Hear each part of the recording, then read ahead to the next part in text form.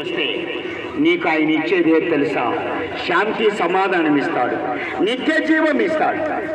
చనిపోయిన తర్వాత మానవుడు ఏదోలే అనుకుంటాడు, అప్పుడే ప్రారంభమయ్యేది అదే నిత్య నరకము తప్పించి ఆ నిత్య జీవం. ఆత్మకు మరణము లేదు. ఆత్మ దేవుని దగ్గరికన్నా వెళ్ళాలా, యేసు ప్రభువు నమ్మకపోతే నిత్య నరకానికన్నా వెళ్ళాలి. ఈ రెండింటిలో ఏదో ఒకటి నువ్వే తీర్మానం చేసుకో. ఆయన నీ కొరకై పరలోకానికి వెళ్ళి తిరిగి రాబోతున్నాడు.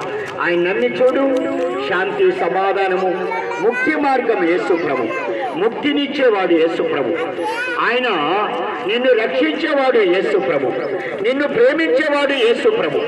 అయ్యా అమ్మ, వృద్ధుడు అనుకోవద్దు, యవనస్తుడు అనుకోవద్దు, నా మధ్య ఏది నిన్ను రక్షించదు, ఏది నిన్ను కాపాడు. ఉగ్రత దినమున ఆస్తి అక్కడికి రాదు, ఉగ్రత దినమున కులం అక్కడికి రాదు, మతం అక్కడికి రాదు. ఒక్క మార్గమై ఉన్న యేసు క్రీస్తు ప్రభు, ప్రేమై ఉన్న యేసు క్రీస్తు ప్రభు, నిన్ను రక్షించడానికి రక్షకుడిగా వచ్చిన ఆ యేసు ప్రభు సాయంకాల పేళ నీ గ్రామం వరకు ఆయన ఇప్పటికే ఈ గ్రామం కొరకు ఎప్పుడో 2026 సంవత్సరాల కిందటిని ఆ సెలవులో ఈ గ్రామం కొరకు కూడా ప్రార్థన చేశాడు. ఆయన ప్రాణం పెట్టాడు, రక్తాన్ని కార్చాడు. నువ్వు ఒకరోజు ఈ గ్రామంలో ఉంటావు, ఈ గ్రామంలో వర్ధిల్లుతావు, ఈ గ్రామంలో నువ్వు జీవిస్తావు, నీ కుటుంబం, నీ పిల్లలు, నీ జాతి, నీవు ఉంటావని ఎప్పుడో ఎరిగి నీ కొరకు ఆయన ప్రాణం పెట్టి చనిపోయి లేచిన